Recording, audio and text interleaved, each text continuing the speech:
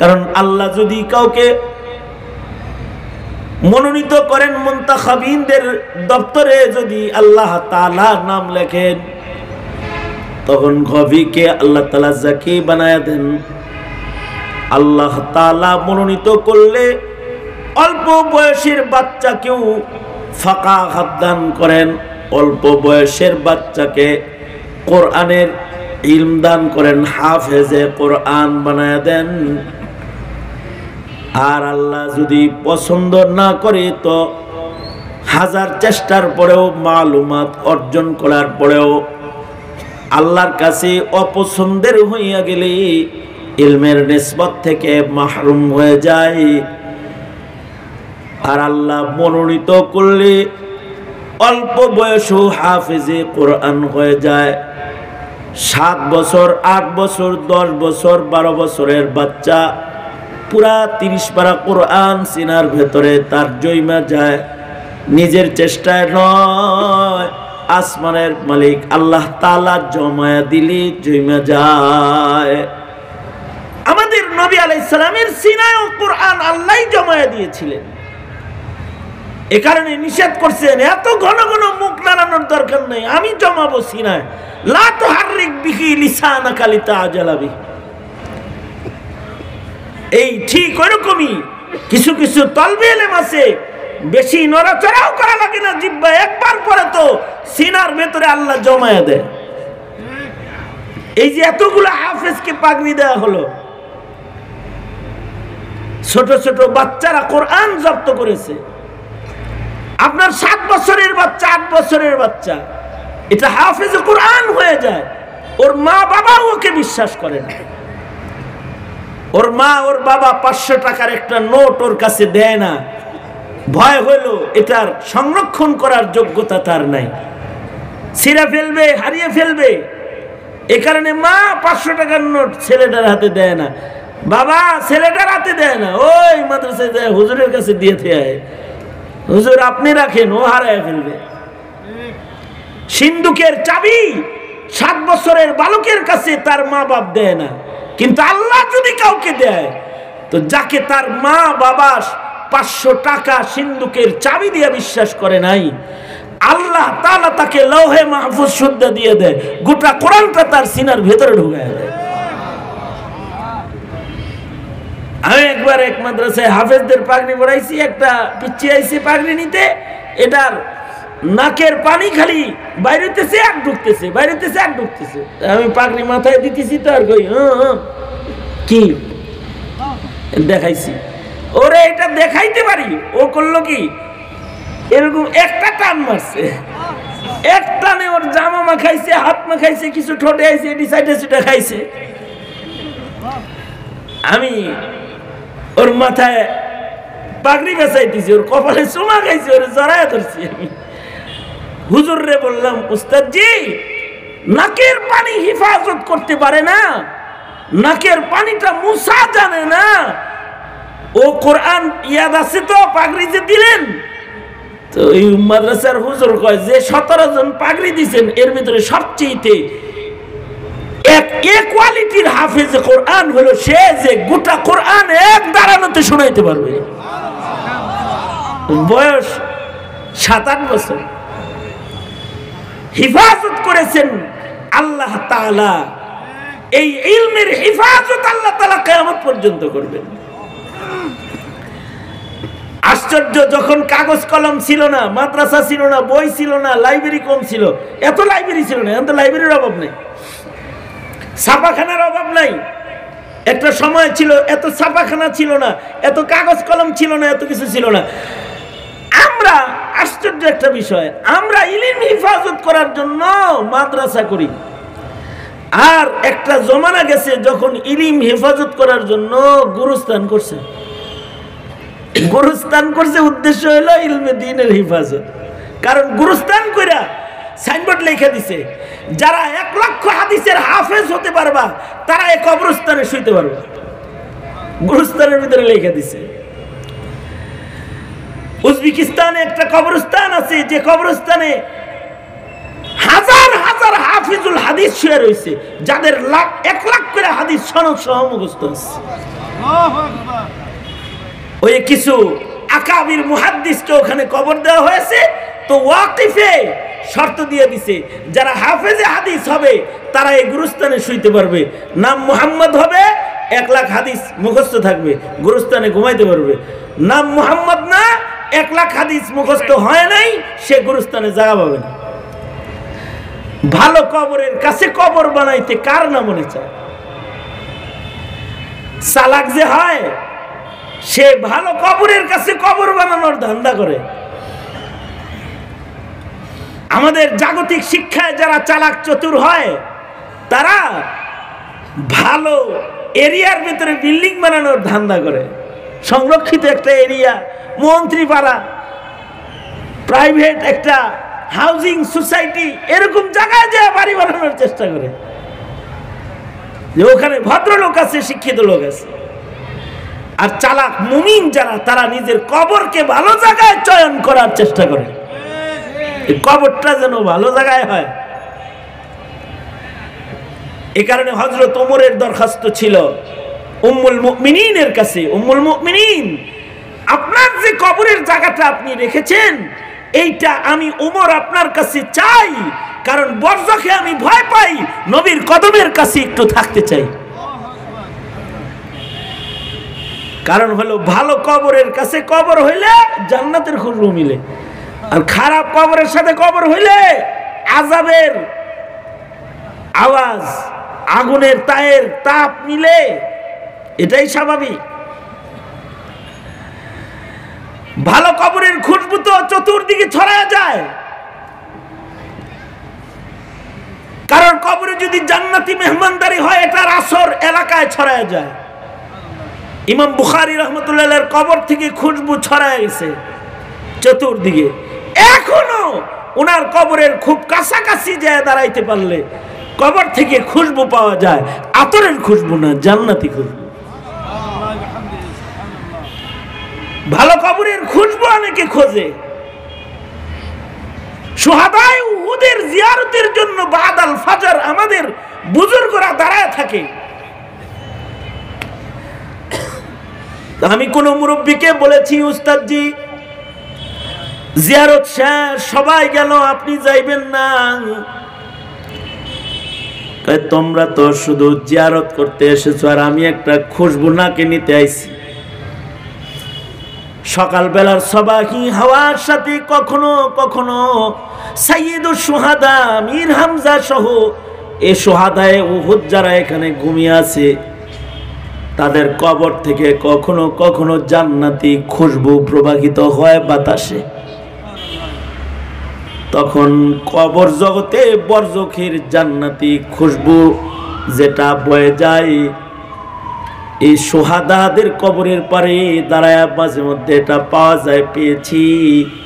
তাই আজও দাঁড়িয়ে আছি, দেখিনি কোনো বাতাসে জান্নাতি আল্লাহর মেহমান বান্দাদের মেহমানদারির খুশবু নি নাকে লওয়া যায়। কবর থেকে জান্নাতি খুশবু বের হয়। রায়পুরী রহমতুল্লাহ আলাইহির কাছে এক লোক কলস লয়ে আইছে, কলসি। অভিযোগ কি, হযরত এই কলসের ভেতরে মিঠা পানি রাখলে মিঠা পানি তিতা হয়ে যায়। রায়পুরী রহমতুল্লাহ আলাইহি বললেন, নিশ্চয়ই এই কলস যেই মাটির দ্বারা বানানো হয়েছে ওই মাটি কোনো কবরস্থানের আশপাশের মাটি হবে। যে কবরস্থানে আযাব হয় সে কবরের পাশের ক্ষেতের কোনো মাটি হবে, কারণ কবরের আযাবের আসর পাশের মাটিতে লেগেছে। তাই এই মাটির ভেতরে পানি ঢেলে রাখলে মিঠা পানি তিতা হয়ে যায়। খবর নিয়ে দেখা গেল সত্যই যে কুমারের বানানো কলসে কুমারের একটা ক্ষেত আছে গুরুস্থানের সাথে, আর কবরস্থানের মাটির দ্বারায় পাশের ক্ষেতের মাটির দ্বারায় সেই কলস বানায়, বিভিন্ন মাটির হাড়ি পাতিল বানায়। লোকেরা যায় কয়, আল্লাহর ওয়াস্তে কুমার এই মাটির দ্বারায় কলস হাড়ি বানায় না, কারণ এই গুরুস্থানের মাইয়িতদের আযাবের আসরে তোমার ক্ষেতের মাটির উপরেও এর বত্তাসির পড়ে গেছে। আযাবুল কবর যেটা, এটা শুধু যার কবরে হয় তার কবরে আসর থাকে না, আসর চতুর্দিকে ছিটায় যায়। আর আনোয়ার যদি হয় কারোর কবরে বারাকাত এইটাও ছড়ায়। এ কারণেই আমাদের আকাবিররা মদিনায় মরণের দোয়া করে যায় সারা জনম, হে আল্লাহ আমার মৃত্যু যেন তয়বার পাক মাটিতে হয়ে যায়, যেখানে হাবিবে কিবরিয়া ঘুমায়। রাজায়া বিরব্বি আন আমুতা বিতাইবাতিন, শেখুল হাদিস আল্লামা আজিজুল হক রাহমাতুল্লাহ আলাইহির দোয়া। ওগো আল্লাহ আমার কিন্তু মদিনায় মরতে মনে চায়, অর্থাৎ সরওয়ারে দো আলম নবীর জিসমে আতহারের কাছাকাছি যদি নিজের কবর বানানো যায় তাহলে কবর জগতে একটু আরাম পাওয়া যায়। এখানে আগের যুগের মানুষ মুহাদ্দিসদের সাথে শোয়ার জন্য ইলমের হিফাজত করত, লক্ষ হাদিস মুখস্থ করে ফেলতো শুধু গুরুস্থানে ঘুমানোর জন্য। তার মানে আগের যুগের মানুষ হাদিস মুখস্থ করানোর জন্য কবরস্থান করত, ইলমের হেফাজত করার জন্য। এবং বড় বড় মুহাদ্দিসদেরকে এক গুরুস্থানে তারা কবর দিয়ে দিত। বাচ্চা গেছি আমরা যে আমাদের ওয়াকিফরা নামাজি বানানোর জন্য, এমন কোনো শর্ত দেয় নাই যে আমগুর গুরুস্থানে বেনামাজি কবর দেওয়া যাবে না। যদি এমন শর্ত গুরুস্থানক ফোকারিরা দিত তাহলে বহু মানুষ আছে গুরুস্থানে কবরের জায়গা পাওয়াত দূরের কথা, মন্দিরের কাছেও জায়গা পাইত না। নামাজ পড়নে কত মোল্লার কবরের সাথে যায় সব, কিসমত তোমার ভালো। কিন্তু আগের যুগের মাইয়িত, আগের যুগের ওয়াকিফ তারা করা ছিল এলাকায় ইলমের চর্চা বাড়ানোর জন্য গুরুস্থানও করত। আশ্চর্য, সাহেবে হেদায়ার বাড়ি ওই গুরুস্থানের এলাকায়, কিন্তু ওই কবরস্থানে ওনাকে শুইতে দেয় নাই, কারণ ওনার লক্ষ হাদিস মুখস্থ থাকলেও ওনার নাম মুহাম্মদ না, এই কারণে শুইতে দেয় নাই। ইলম সিনার ভিতরে সংরক্ষিত। ইলমের রাজ্যের কিছু আজ দেখা যায় যুগে যুগে, যাদের কালবের ভিতরে ইলমের টোটাল নবীজির ইলমের মজমুআ আমানত একজনের সিনার ভিতরে পাওয়া যায়, এরকম কিছু কিছু যায়। শামসুদ্দিন জাহাবী রহমতুল্লাহ আলাইহি নবীর সব হাদিস মুখস্থ করেছিলেন। আবু যুরআ রাজি রহমতুল্লাহ আলাইহি 6 লক্ষ সহিহ হাদিস সনদ সহ মুখস্থ করেছিলেন। ইমাম বুখারী রহমতুল্লাহ আলাইহি 3 লক্ষ হাদিসের হাফেজ থাকার পরেও মাত্র 7000 না বুখারী শরীফে দিয়ে গেছে। আগে ইলম সিনার ভিতরে হিফাজত হইতো, শুধু ইলমুল কোরআন, উলুমুল হাদিস না, শুধু উসুলুল কোরআন, উসুলুল ফিকহ, উসুলুল হাদিস তাও সিনার ভিতরেই ছিল। আমাদের এক আকাবির ইমাম সারাখসি রহমতুল্লাহ আলাইহি, যিনি 11 বছর জেলখানায় ছিলেন এবং জেলখানার ভেতর থেকে তাকরীর করেছেন। ছাত্ররা জেলখানার উপরে বসে বসে, কুয়ার জেল ছিল, 45 ফিট নিচে জেল, উপরে হলো ছাত্ররা বসে রয়েছে, কূপের ভেতর থেকে উসুলুল ফিকহের তাকরীর করেছেন। মাবসুতের 11 খণ্ড 11 বছরে তাকরীর করেছেন। ছাত্ররা জেলখানার ছাদের উপরে বয়ে বয়ে লিখছে, ভেতর থেকে উস্তাদ তাকরীর করছে। বাকি খণ্ডগুলোকে তিনি জেলখানার থেকে মুক্তি পেয়ে তারপরে এটাকে সম্পন্ন করেছেন। তার মানে সিনার ভিতরে ইলমে দ্বীন, এটা আল্লাহ তাআলা কিয়ামত পর্যন্ত এমনই রাখবেন। আজও কোরআন হাদিস কিছু মুখস্থ আছে, তো ফিকহ তার মাথায় জন্মায়, কিয়ামত পর্যন্ত এ ইলম থেকে সমাধান দেওয়া হবে। কোরআন হাদিসের ইলম থেকে কিয়ামত পর্যন্ত ইলমের জন্ম হবে। যত সমস্যা আসবে সমস্যার সমাধান জন্ম হবে এ ইলমের ভিতর থেকে। বাগদাদে একটা মহিলা ছিল, যে বাগদাদে কোনো মহিলা নারী মারা গেলে পরে তার গোসল সে দিত। হঠাৎ করে বাগদাদে একটা মহিলা মারা গেছে, ওই সময় এই মহিলাটাকে গোসল দেওয়ার জন্য ডাকা হয়েছে। মহিলাটা তখন হালতে হায়েজে আছে, মিন্সের হালতে আছে। মহিলার মনে প্রশ্ন হলো, মিন্সের হালতে হায়েজের হালতেও কি মাইয়িত্রে গোসল দেওয়া যায়নি? জমানার বড় আলেম মুফতি বাগদাদি যিনি, তার কাছে যায় বলে, হযরত আমার এখন মিন্স চলছে, মাসিকের হালতে কি মুর্দার গোসল দেওয়া যাবে? আমি নিজেই নাপাক, আরেকজনকে গোসল দেওয়ার মতো মুবারক আমলটা কি আমি নিজে করতে পারবো নাকি? মাসআলা জানতে এসেছি। মুফতি সাহেব বলে, যাও তুমি হায়েজের হালতেও মাইয়িতের গোসল দিতে পারবে। বাহির থেকে ছাত্ররা বলে, এই বুড়ি মাসলা শিক্ষা খালি গেলাগা, দলিল জিগাও, আমাকে দলিল জানতে হইব। ছাত্রদের অনুরোধে বুড়ি মহিলা আবার মুফতি সাহেবের কাছে যায়, বলে, মুফতি সাহেব, হায়েজের হালতে আপনি যে মাইয়িত্রে গোসল দেওয়া আমার জন্য জায়েজ আছে, ফতোয়া দিলেন, দলিলটা বলে দেন, দলিল কি? মুফতি সাহেব বলে, দলিল হলো সরওয়ারে দু আলম নবী রমাদানুল মুবারকে যখন ইতিকাফ করতেন, আল্লাহর রাসূল সাল্লাল্লাহু আলাইহি ওয়াসাল্লাম মসজিদে নববীর ভেতর থেকে মাথা বের করে হুজরায়ে আয়েশায় ঢুকায় দিতেন।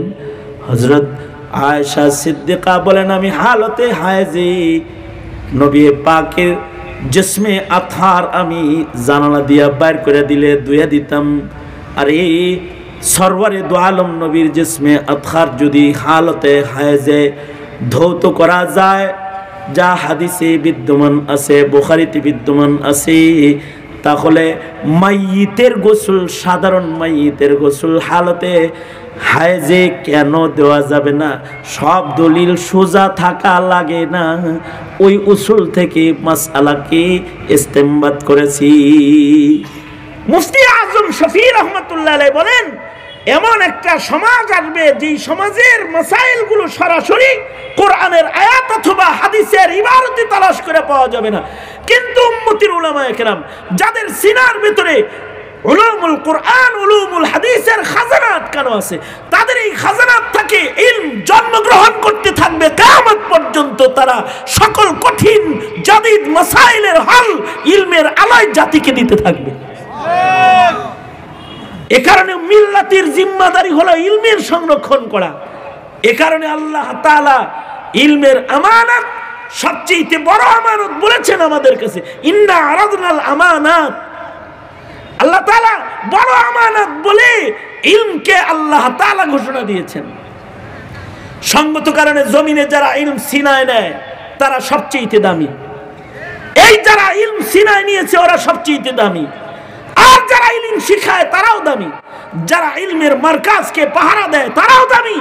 কিয়ামত পর্যন্ত ইলমের খেদমত যারা করবে, আও মুহিব্বান হয়ে কমাস কম মুহাব্বত যারা করবে তারাও দামি। কিন্তু ইলমের দুশমনী যারা করবে তারা আল্লাহর দুশমন হবে, তারা নবীর দুশমন হবে। সঙ্গত কারণেই মাদ্রাসার দুশমন যারা তারা আল্লাহর দুশমন, আলেমের দুশমন যারা তারা আল্লাহর দুশমন, যারা কোরআনের দুশমন ওরা আল্লাহর দুশমন, ওরা ইলমের দুশমন। সঙ্গত কারণেই জাগতিক শিক্ষা যেটা মানব রচিত, মানুষের বানানো ভুলে জর্জরিত, ওইটার পেছনে এত লাগা লাগছি যে ইলমের দুশমন হয়ে যাইতেছে এখন মুসলিম সমাজ। অথচ মুসলিম মিল্লাতের কাছে এখন উদ্ভট যত বানোয়াট শিক্ষা সেগুলো প্রবেশ করতেছে। ইলমি দিন তো এমন ইলমের নাম যেটার উপরে আমল করতে হয়। ইঞ্জিনিয়ার সারা জীবনে ইঞ্জিনিয়ারিং না করলেও ওরা ইঞ্জিনিয়ার কয়। অ্যাডভোকেট জীবনেও কোনোদিন যদি অ্যাডভোকেটগিরি না করে, কোর্ট কাছারিতে না যায়, তাও তারা অ্যাডভোকেট কয়। ডাক্তার জীবনে কোনোদিন একটা রোগী দেখে না, তারা ডাক্তার কয়। কিন্তু আলেম যদি আমল না করে তারা আলেম বলে না, তারা জালেম কয়। কারণ এই ইলমিটা শিখার জন্য না, শুধু মালুমাতের জন্য না, এটা মামুলাতের জন্য এটার হেফাজত করতে হবে। জাতির ভেতরে ইলম হেফাজত হবে তো মামুলাতের হেফাজত হবে। সুতরাং আসুন আমরা সকলে মিলে ইলমের সংরক্ষণকারী হয়ে যাই। ইলমের বড় ধরনের সংরক্ষণকারী হইতে হলে তো আলেম হইতে হইব। ঠিক আছে, আলেম হইতে পারেন নাই, তাহলে 6টা ইলম সংরক্ষণ করেন, যেটা আমাদের আকাবিররা দাওয়াত তাবলীগের উসুল হিসেবে আমাদেরকে দিয়ে গেছে। এতটুকুন ইলম এটাও যদি কেউ সংরক্ষণকারী হয়ে যায় তো তার ভেতরে ওলায়াতের নূর চমকায়। আসন্ন বিশ্ব ইজতেমা 2, 3, 4 ফেব্রুয়ারি, 6 কথার ইজতেমা, 6টা কথার ইলমের ইজতেমা, সারা দুনিয়া থেকে মানুষ আসবে। এতটুকুন ইলম মানুষকে কত পথ দেখায়। আমি একবার গাড়িতে যাইতেছি এক জায়গায়, তো আমার পাশের সিটে এসে বসলো একজন পাগড়িওয়ালা, লম্বা দাড়ি, দেখতে মনে হয় কোন মাদ্রাসার শাইখুল হাদিস। আমার লোকেও কথা কয় না, আমিও যদি কথা না কই তাহলে যদি আমার মাইন্ড করে, আমি হেরে গেলাম, ভাইজান কোন মাদ্রাসার খাদেম? না হুজুর, নাউজুবিল্লাহ, আস্তাগফিরুল্লাহ, আমি কোনো মাদ্রাসার খাদেম না। জিব্বাই কামড় টামড় দিয়া এই হাই হতে শুরু করছে। আপনি কি এরকম করতেছেন? আমি কোনো আলেম না, আমি একজন সাধারণ পাবলিক, আমি চিল্লার সাথী, 3 চিল্লার সাথী। তবে হুজুর আমি আপনার চিনি, আমার চিনেন তো কথা কন না তো আপনি আমার লাগে, কয় ডরে কই না হুজুর, কিন্তু আপনার চিনি, আপনি আমার চিনেন, আমি তবলিগের সাথী। তবলিগের সাথী মানে 3 চিল্লা লাগাইছেন? মাশাআল্লাহ মাশাআল্লাহ, 3 চিল্লায় তো আপনার আলেমের রং লাগাই দিছে গো। আমি এই কথা বলতে লোকটা কেঁদে দিয়ে বলে, হযরত আপনি যেমন ভুল করে আমার মতো জাহেল রে আলেম মনে করলেন, এরকম ভুল যদি বিচারের দিনে ফেরেশতারা করত, তাহলে ওরা নেককার হিসেবে আমার আল্লাহর কাছে পেশ করত। এমনটি কি হওয়ার সম্ভাবনা নাই? আমি বললাম ভয় নাই, আল্লাহর রাসূল বলেছেন আল মারউ মা মান আহাব্বা মান তাশাব্বাহা বিকওমিন ফাহুয়া মিনহুম। আপনি এই সূরতওয়ালাদেরকে যেহেতু ভালোবাসেন আর এই সূরত যেহেতু ধরছেন, এই সূরতের মানুষরা যখন সম্মানের কাতারে দাঁড়াবে, যদি আপনার এই সূরতটাও আল্লাহর কাছে পছন্দ হয় তো আপনি বলবেন তেরে মাহবুব কি আরব শবাহত লেকে আয়া হুঁ, হकीकत इसको तो कर दे मैं तो सूरत लेके आया हूँ। ওগো আল্লাহ, আমি তো আসল ওলি না, কিন্তু ওলির বেশ ধরে তোমার কাছে আইছি। হতে পারে নেককারদের বেশটাও যদি আল্লাহর কাছে পছন্দের হয়, ময়দানে মাহশারে এমন পছন্দের রঙের কারণে বহু গুনাহগারকে আল্লাহ তাআলা মাফ করে জান্নাত দিয়ে দিবে। নেককারদের কাতারে আল্লাহ তাআলা তাকে দাঁড় করায় দিবে। তো ইলমি দ্বীন যেটা, এটা যদি অল্প হয় তো এটা নূর ফয়লায়, এটা মানুষকে ওলির কালার দিয়ে দেয়, ওলায়াতের রং দিয়ে দেয়, ওলায়াতের মাকাম দিয়ে দেয়। সঙ্গত কারণে নিজেরা ইলম শিখি, সমাজকে ইলমি দ্বীনমুখী করি। এই কয়েকটা কথা আপনাদের সামনে বললাম, যা কিছু বলেছি। তো আপনারা ইলমের সাথে আছেন তো ইনশাআল্লাহ? ইলমি দ্বীনকে ভালোবাসবেন তো ইনশাআল্লাহ? ইলমি দ্বীনের সহযোগী হবেন তো ইনশাআল্লাহ? আলেমদেরকে ভালোবাসবেন তো ইনশাআল্লাহ? নাকি আলেম করে জেলে পাঠাইবেন খালি ধরে ধরে? আলেমদেরকে ভালোবাসেন ইনশাআল্লাহ বলেন, ইনশাআল্লাহ বলেন, ইনশাআল্লাহ বলেন। আলেমদেরকে ভালোবাসতে হয়, মহব্বত করতে হয়, মাদ্রাসাকে ভালোবাসতে হয়, মহব্বত করতে হয়। ইনশাআল্লাহ বলেন, ধন্যবাদ তোলেন। এই এতগুলা হাফেজ ছেলে পাগড়ি নিল, আপনাদের একটু মায়া মহব্বত হয় নাই? কিরম হয়েছে একটু দেহি দিলে? সোজা করেন, সোজা করেন, মোট করেন, সারেন, নাড়া সারা দেন দিই, কি সুন্দর দেখা যায়। মুট করেন, মুট করেন, জোরে বলেন বিসমিল্লাহ, আরো আস্তে করে কোন বিসমিল্লাহ। লাগে দিন বিসমিল্লাহ কইলে গুনাহ হইব। ইমাম আবু ইউসুফ ডেইলি 12,000 বার বিসমিল্লাহ পড়তো। জোরে বলেন বিসমিল্লাহ। হ্যাঁ, সোজা পকেটে হাত দেন। এই তালবে ইলম যারা আছে ভিতরে চক্কর লাগাও, ভিতরে ঢুকে পড়ো। যে যা আনছেন আপনারা এই তালবে ইলম হাফিজ কোরআনদের কাফেলা, ওদের কাছে সাদাকা করেন। আর আমি এই মজমায় পিসা হুজুরের উপস্থিতিতে, ওলামায়ে দ্বীনদের উপস্থিতিতে আমি বেশি না 4টা লোকের নাম লেখাইতে চাই। একজন মানুষ কি আছেন যে 12 মাসে 12,000 টাকা এই মাদ্রাসায় এই হাফেজ বানানোর জন্য, কোরআনের খেদমতের জন্য আপনার মার নামে বাবার নামে প্রতি মাসে 1,000 টাকা, 12 মাসে 12,000 টাকা জাকাত সাদাকাত থেকে আপনি দান